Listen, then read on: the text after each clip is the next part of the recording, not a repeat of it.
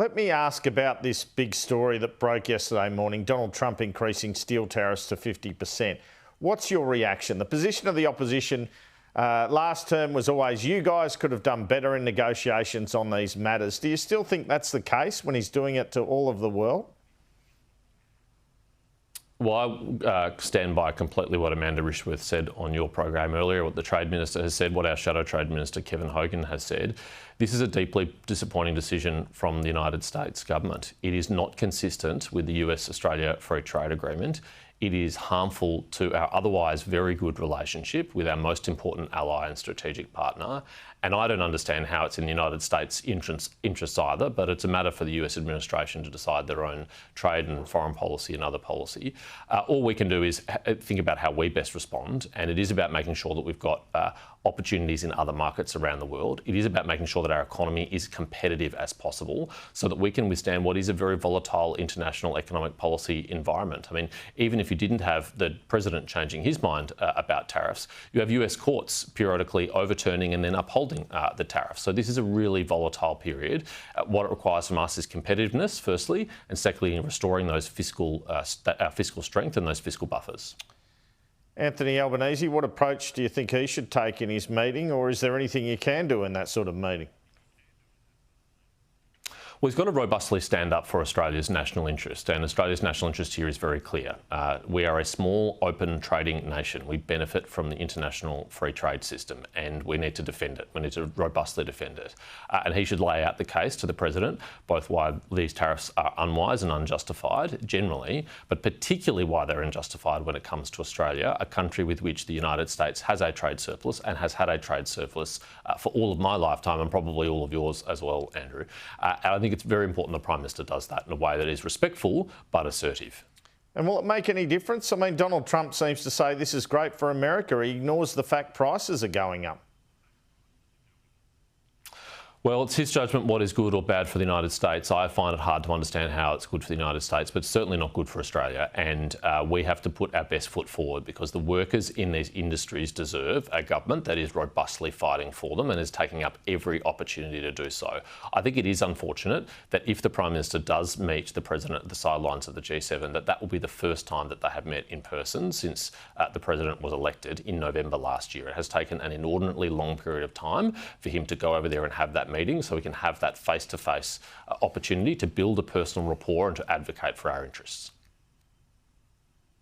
We've had the US Defence Secretary Pete Hegseth ask several countries, including Australia, for increased defence spending, and the Deputy PM said he told Mr Hegseth he was open to it. That must be a bitter pill for you, to swallow for you after that was one of your key promises in the campaign. Well, let's see what this government actually does rather than what they just say, because when it comes to defence and national security, often they talk a good game, but they deliver very little, and Richard Marles is in that category. He talks all the time about how this is the most dangerous and uncertain strategic environment since the end of World War II, but defence spending has been flat. They don't plan to increase defence spending until the end of the decade, and that doesn't meet the challenge of the moment. One of the policies I was most proud of that we took to the last election was to increase defence spending to 2.5% of GDP within 5 years and to 3% of GDP within a decade. That reckons with the environment that we are dealing with in our own region. It takes it seriously and it responds to it to make sure that we can safeguard our own sovereignty and our own freedom. This government has failed to do that, and sadly I predict they're going to continue to fail to do so. Now you're backing the tax cuts and now you're in finance. Where are you getting the money if you want to persist with that? Well, tough choices will have to be made. There's no question about that. But there's no alternative to making tough choices when it comes to the budget, because if we fail to make those tough choices, if we allow Labor's 10 years of deficit and 10 years of increasing the debt to continue, then over time that will put pressure on the services that Australians rely on, and it will require higher taxes. And that's what this government plans to do, increase taxes. So there has to be cuts.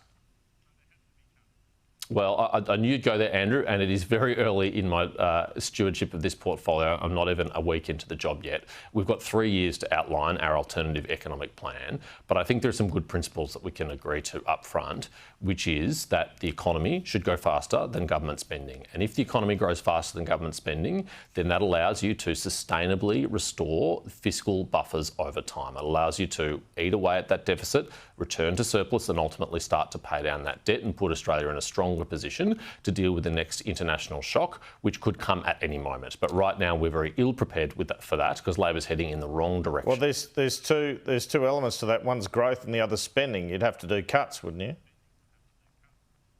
Well, let's talk about the growth, right? Because we do need our economy to grow again. No, sorry, I'm not asking about the growth. I'm not asking about the growth. Let's talk about the cuts. Well, it's actually quite important. You would have to cut. It's actually quite important when productivity. Yeah, but let's just compartmentalise when productivity. That. What about? Well, you would have to cut. I don't think we should set you? that aside. No, I don't accept that premise, Andrew. What it requires is fiscal discipline. What it requires is restraint. What it requires is not agreeing to increases in government spending. That's not necessarily reductions in government spending. And it requires an ERC that does the heavy lifting, that does the hard work, that doesn't just sign off on every harebrained idea that ministers or even shadow ministers come forward with and want to add to spending, because they have lots of good spending ideas. But we've got to make sure that every dollar that is spent, because it is raised from Australians in tax or borrowed against their future income, is spent in a way that actually makes a difference to our country. Let me run out of time. Let me ask, on the target of net zero by 2050, there's huge debate in your coalition about it. Some city-based MPs think if you dump that policy, you've got no hope of winning city seats back. Many of the Nats want it dumped. Is this one you see the opposition dropping, the net zero target? I'm not going to get ahead of my colleagues on this one, Andrew. I'm not going to publicly canvass my views on this issue. We're going to go through a methodical process that reviews all of our policies from the election and make sure that they are fit for purpose in the new political environment that we're in, that the agenda we take to the next election is capable of earning the trust and support of Australians, whether they live in cities or suburbs or regions or remote Australia. And we will have more to say about that in due course. Interesting. James Paterson, thank you. Thanks, Andrew.